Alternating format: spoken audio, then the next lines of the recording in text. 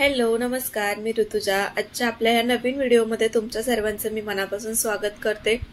आजच्या व्हिडिओमध्ये मस्त अशी गावाकडे बनवली जाणारी छोलेची भाजी अगदी सोप्या पद्धतीने झणझणीत अशी भाजी बनवून दाखवणार आहे। सगळ्यात अगोदर मी इथे छोले रात्रभर भिजत ठेवलेले, त्यानंतर त्यामध्ये मी हळद मीठ टाकून कुकरला छान असे शिजवून घेतलेत। त्यानंतर बघा इथे मी मसाल्याची तयारी करते। तर ही भाजी मी माझ्या गावच्या घरामध्ये बनवली होती, तेच मी तुमच्या सोबत शेअर करते। आता गावच्या ठिकाणी ज्या गोष्टी अवेलेबल असतात त्याच गोष्टींमध्ये म्हणजे ती भाजी असेल किंवा कोणताही काही कार्यक्रम असेल तर तो करावा लागतो।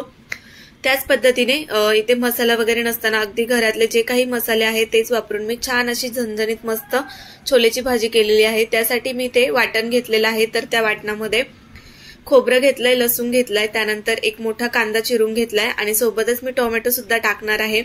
सगळ्यात अगोदर खोबरं आणि लसूण छान असं परतून घेतलं, त्यानंतर कांदा सुद्धा मी इथे छान गुलाबीसर रंग येईपर्यंत भाजून घेणार आहे, म्हणजे परतून घेणार आहे। तुम्ही इथे पाहू शकता। आता गावच्या ठिकाणी कोणतीही भाजी झाली किंवा मग पातळ कालवण झालं तर ते असं घट्टसर लागतं, जास्त पातळ बनवत नाहीत। त्यामुळे मी इथे खोबरं, कांदा आणि लसूण टाकून छान अशी ग्रेव्ही बनवून घेऊन त्यानंतर त्याची छान अशी छोलेची भाजी बनवणार आहे। ही भाजी टेस्टला खूप छान लागते। ज्या प्रकारे आपण हॉटेलमध्ये भाजी मागवतो त्या भाजीला जशी ग्रेव्ही असते सेम त्याच पद्धतीने। तर तुम्ही इथे पाहू शकता कांदा, खोबरं, लसूण, टोमॅटो आणि कोथिंबीरचं मी छान असं आता वाटण काढून घेतलंय। त्यानंतर बघा छोले आपण छान असे मऊसूत होईपर्यंत शिजवून घेतलेले आहेत। त्यानंतर लगेचच मी इथे फोडणी देऊन घेते।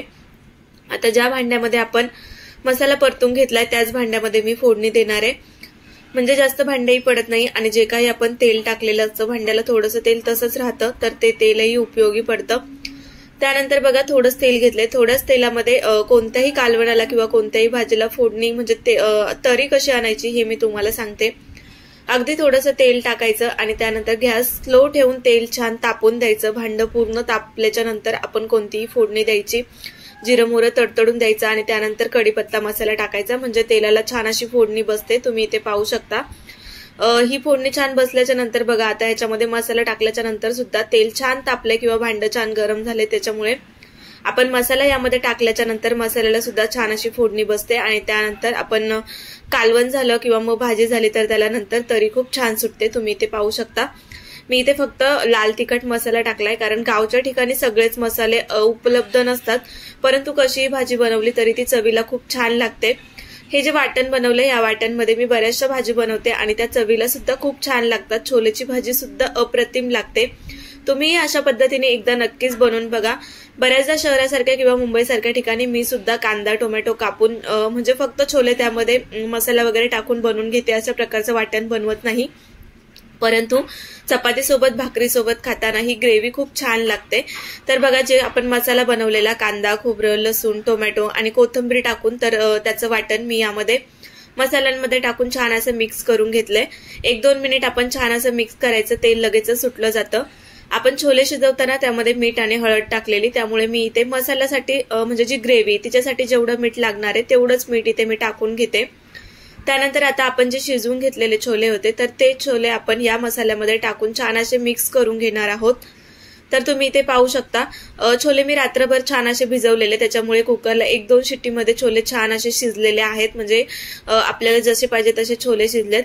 आणि अजून एक ट्रिक सांगते, जर तुम्हाला असा मसाला बनवायचा नसेल तरी सुद्धा भाजी तुम्हाला दाटसर पाहिजे असेल तर जे छोले आहेत तेच छोले आपण अगदी कोथिंबीर, लसूण आणि थोडेसे छोले घेऊन मिक्सरला बारीक करून घेऊ शकतो आणि त्याची फोडणी दिल्याच्या नंतर सुद्धा भाजीला छान असा घट्टसरपणा येतो।